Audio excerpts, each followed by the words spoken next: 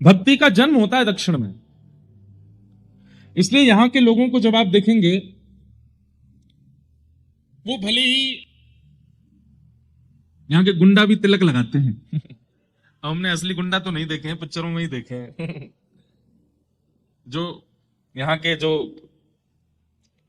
थोड़े दूसरे पक्ष के लोग हैं वो भी लुंगी पहनते हैं, धोती पहनते हैं, सिर पर तिलक लगाते हैं।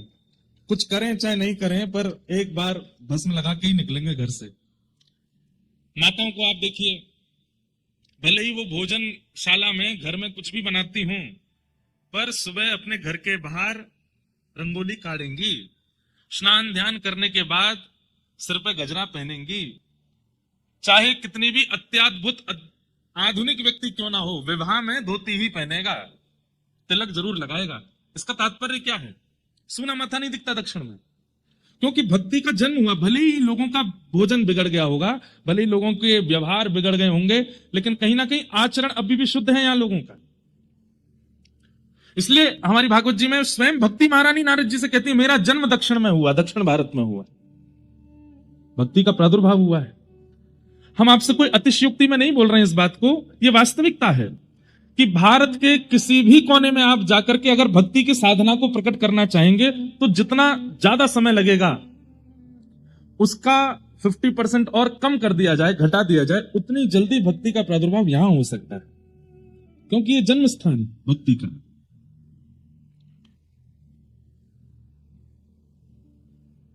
गुजरात अपनी जगह श्रेष्ठ है, उड़ीसा अपनी जगह श्रेष्ठ है, उत्तर भारत अपनी जगह श्रेष्ठ है, सब जगह की श्रेष्ठताएं भिन्न भिन्न हैं, पर दक्षिण का एक सौंदर्य है कि यहां भक्ति निवास करती है। हमारे यहां तो लोग व्यवहार में भी भक्ति को छोड़ देते हैं, आचरण में भी नहीं लाते। तिलक स्वरूप भी तब धारण करते हैं जब कहीं मंदिर आदि जाना हो, वृंदावन जाना हो तो यहां छापा लगवा लेंगे बस। होली पर, दीपावली पर, रक्षाबंधन पर कई लोगों के घरों में तो फिक्स ड्रेस है कि वो तभी पहननी है जब घर में दीपावली होगी, वो तभी पहननी है जब रक्षाबंधन होगी, वो तभी पहनना है जब इंडियन फेस्टिवल्स आएंगे। आप कहेंगे महाराज जी आप भेष पर इतना ध्यान क्यों दे रहे हो? व्यक्ति का चित्त अच्छा होना चाहिए ना। हमारी एक बात सुनिएगा, अभी कुछ दिन पहले हम और हमारे पूज्य श्री राधा कृष्ण जी महाराज, पंडित धीरेन्द्र कृष्ण शास्त्री, हम तीनों बैठे थे, तो आपस में चर्चा कर रहे थे कि युवाओं को किस चीज पर ज्यादा प्रेरित करना चाहिए।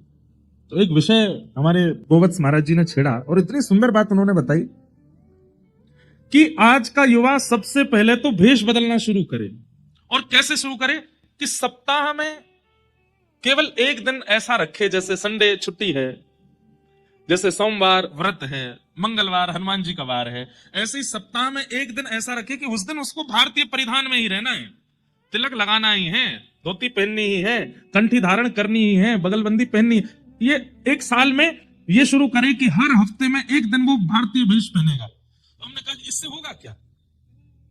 बच्चे तो पूछने लगेंगे, आज के युवा पूछेंगे इससे क्या होगा। एक बार गुजरात में एक मंच पर नाट्य हो रहा था, नाटक हो रहा था, और उस नाट्य में भक्त नरसिंह मेहता जी का चरित्र दिखाया जा रहा था। और श्री नरसिंह मेहता जी का जो पात्र बना था, नरसिंह मेहता जी की तरह उसने वस्त्र भेष पहन रखे थे, हाथ में एक तारा लेकर के गा रहे हैं, ठाकुर जी को पुकार रहे हैं। जब नाट्य पूरा हुआ तो उसको इतनी जल्दी थी कि उसने पोशाक नहीं उतारी, वो सीधे बिना पोशाक उतारे ही घर भागा। जब बिना पोशाक उतारे घर भागा तो थोड़ी दूर जाने पर जब एकांत रास्ता बिल्कुल सुनसान हो गया तो उसको अनुभव होता है कि कुछ लोग उसके पीछे चल रहे हैं। जैसे ही वो पलट करके देखता है, ध्यान से सुनिएगा सब लोग, इधर देखो, वो पलट करके पीछे देखता है तो पीछे देखता है तो क्या देखता है कि अजीबों गरीब रूप वाले लोग उसके आसपास चल रहे हैं। और जैसे उसने पीछे देखा तो सब रुक गए। किसी की एक ही आंख है, किसी के 2-3 होठ हैं, किसी की 4-5 नाक हैं, किसी का सिर ही नहीं है। सबको देख करके वो घबरा गया। उसने कहा भैया आप लोग कौन हो? तो वे सब बोले हम अशद शक्तियां हैं, प्रेत समझ लो, भूत समझ लो, अशद शक्तियां हैं। बोले आप लोग मेरे पीछे क्यों चल रहे हैं? बोले तुम्हारे कुकर्मों के कारण हम तुम पर हावी होना चाहते हैं। तुमने अपने जीवन में इतने गलत गलत काम किए हैं, स्त्री व्यभिचार किया है, खान पान अशुद्ध किया है, लोगों के साथ छल किया है, कपट किया है, और तुम्हारा जीवन इतना ज्यादा व्यभिचार में निकला है कि हम तुम पर आक्रमण करना चाहते हैं। तो व्यक्ति बोला, तो फिर आक्रमण कर क्यों नहीं रहे हो? तो वे सब बोले, तुमने जो भेष पहना है ना नरसिंह मेहता का, इस भेष के कारण तुम बचे हो। हम बस प्रतीक्षा कर रहे हैं कि तुम ये भेष उतारो और हम तुम पे चढ़े, हम तुम पे आक्रमण करें। तुम जैसे ही घर जाकर के धोती उतारोगे, तिलक मिटाओगे, ये पटका उतारोगे और ये गले में जो माला पहन के घूम रहे हो, जैसे ही तुम छोड़ोगे इसको, तुम्हारे ऊपर एक साथ 25 प्रेत आक्रमण करेंगे। वो व्यक्ति बोला, आज से मैं प्रण लेता हूं, जीवन भर ऐसे ही रहूंगा ताकि आप लोग मेरे ऊपर ना आओ। आपको हो सकता है कि सुनने में केवल बात लग रही हो, लोग बाग हमारे पास आते हैं, कोई बोलते हैं हमारे ऊपर उसने टोना कर दिया, उसने टोटका कर दिया, उसने हमको नजर लगा दी, उसने हमारे साथ गलत कर दिया, मेरे को नेगेटिव एनर्जीज बहुत ज्यादा परेशान कर रही हैं।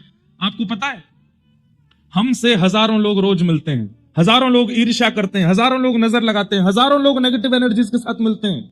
क्यों? कोई फर्क नहीं पड़ता। हमें लगता है इसमें और कोई बात नहीं है, ये भेष की कृपा है, ये भेष की ही कृपा है कि हम इतने बच रहे हैं, ये तिलक की कृपा है कि हम इतने बच रहे हैं, ये शिखा की कृपा है कि इतने बच रहे हैं। आपके दक्षिण भारत में, और आपका दक्षिण भारत का कोई हमारा दक्षिण भारत कोई अलग थोड़ा ही है, हमारे दक्षिण भारत में भेष कहीं ना कहीं आज भी बचा है। भले ही व्यवहार में और चित्त में भक्ति नहीं होगी, लेकिन उनके भेष में भक्ति है। भले ही वो असद वस्तु खा रहे हैं, लेकिन खाएंगे काय पे? केले के पत्ते पे। वो बात अलग है कि भाई देखो, कलयुग अपना प्रभाव तो दिखाएगा ना, लेकिन किसी न किसी रूप में यहां के लोगों में, हमारे भारतीय भाई बंधुओं में भेष में भक्ति का दर्शन होता है। इसलिए हमारी आपसे प्रार्थना है, यहां भक्ति नृत्य करती है, भक्ति का जन्म स्थान है दक्षिण भारत। जो उत्तर भारतीय लोग भी यहां विराजते हैं, उनसे भी हमारी प्रार्थना, और जितने युवा सुन रहे हैं उनसे भी हमारी प्रार्थना, रोज ही हो जाए तो बहुत अच्छी बात है, नहीं तो हफ्ते में एक दिन तो पूर्ण वैष्णव भेष में रहिए, अपने मस्तक पर तिलक धारण कीजिए। शास्त्र आज्ञा, मैं कल श्लोक याद करके सुना दूंगा।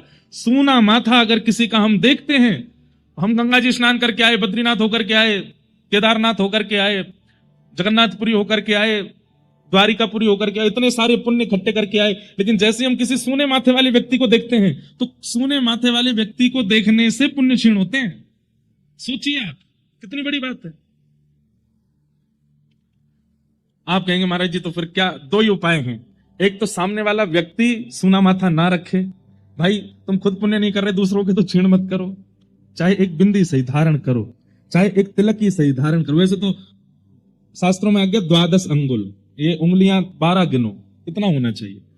12 नहीं हो तो अष्टांगुल, अष्टांगुल नहीं हो तो 4 अंगुल, 4 अंगुल नहीं हो तो 2 अंगुल, 2 अंगुल नहीं तो 1 अंगुल होना चाहिए। माताओं के सिर पर भी बिंदी आदि कुछ होनी चाहिए। और दूसरा उपाय क्या है? बोले सामने वाला भले तिलक नहीं लगा रहा, तुम तिलक लगा के चलो, तो उससे क्या होगा कि उसके सूने माथे देखने से आपका पुण्य क्षीण नहीं होगा। भक्ति विराजती है दक्षिण भारत में।